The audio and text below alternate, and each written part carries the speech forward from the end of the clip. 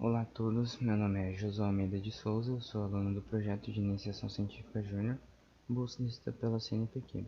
Sou orientando da professora doutora E. Coitano, e este trabalho foi desenvolvido por mim, pela coorientadora Bianca Souza e pela aluna de extensão Maria Catarina. Meu nome é Bianca Souza, eu sou aluna de pós-graduação em Patologia Experimental pela UEL e eu estive co-orientando o aluno Josué, de Iniciação Científica Júnior, no desenvolvimento desse trabalho. E eu vou falar para vocês um pouquinho agora sobre o fungo que é objeto do nosso estudo. Artographis caule é um fungo encontrado no meio ambiente, ele pode ser isolado do solo, mas nós não sabemos exatamente como ocorre a infecção por este fungo. Nós sabemos que ele é um fungo termodimórfico, ou seja, a temperatura ambiente ele se apresenta na sua forma micelial ou de hifas, e a temperatura de 37 graus Celsius, que é a temperatura do corpo humano, ele se apresenta na forma de leveduras. Nessa imagem, vocês podem ver o fungo crescido a 37 graus Celsius. Então, nessa temperatura, ele se apresenta principalmente em forma de leveduras, mas também pode haver hifas. Esse fungo é considerado um patógeno oportunista, porém nós sabemos que nos últimos anos tem havido um aumento no número de relatos de casos de doenças em humanos envolvendo esse fungo, e ele pode também causar infecção tanto em humanos imunodeficientes quanto em humanos imunocompetentes. E também pode causar infecções em animais domésticos, como gatos. Pouco se sabe sobre os fatores de virulência desse fungo, mas um fator de virulência que é bem conhecido desse fungo é a sua atividade hemolítica, que é a capacidade de lisar eritrócitos ou hemácias. E também, recentemente, o nosso grupo de pesquisa verificou que esse fungo tem a capacidade de formar biofilme, que é um importante fator de virulência dos micro-organismos. O biofilme é uma comunidade microbiana que está associada a uma superfície, que pode ser biótica ou abiótica, e que é capaz de produzir uma matriz extracelular própria.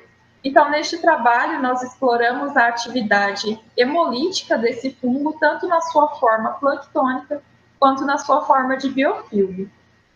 Então, daqui em diante, o aluno Josué vai continuar a apresentação.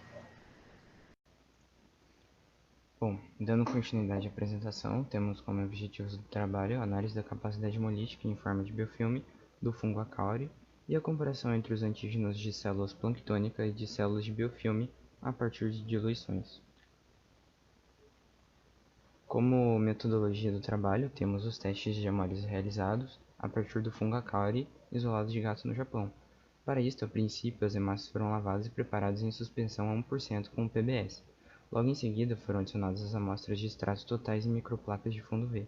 O PBS foi utilizado como controle negativo porque ele mantém as hemácias isotônicas, ou seja, elas se mantêm íntegras, e como controle positivo foi utilizada a água, devido ao fato de manter a solução hipotônica, para assim lisar as hemácias, sendo tais placas colocadas em incubação por 2 horas a 37 graus Celsius. Foram feitas também diluições seriadas em microplacas de fundo V a partir do puro das amostras de extratos totais do fungo, e logo em seguida adicionados 50 microlitros de suspensão de hemácias a 1%. Por fim, foram submetidos ao processo de incubação, novamente por 2 horas a 37 graus Celsius. E posteriormente a tal processo foi realizada a coleta do sobrenadante e feita a análise utilizando o espectrofotômetro a 550 nanômetros.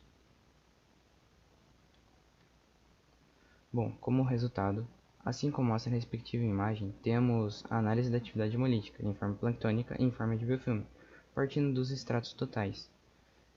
Temos em ambas as duas formas do fungo analisado a capacidade de lisar as hemácias, sendo assim evidente o fato de que ambos apresentam atividade hemolítica.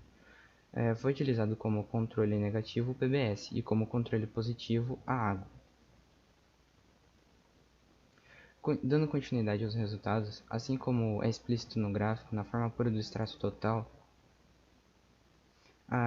no extrato total do fungo, a caule, a atividade hemolítica em forma de biofilme apresenta-se maior que quando comparada com a em forma planctônica. Já nas diluições 1 para 2 e 1 para 4, a atividade hemolítica foi maior na forma planctônica do que na de biofilme. Já analisando a partir da diluição de 1 para 8, não foi mais evidente a hemólise. Como conclusão, vemos que ambas as duas formas de análise apresentaram atividade hemolítica, porém a intensidade foi maior no extrato total de biofilme do que na forma planctônica. Porém, dependendo da diluição do extrato total, a atividade hemolítica é maior em forma planctônica quando comparada de biofilme. Sendo assim, é necessário estudos adicionais. Como agradecimentos, eu agradeço ao CNPq pelo incentivo financeiro e a todos do Laboratório de Imunologia Aplicada pela ajuda no desenvolvimento do trabalho. Obrigado.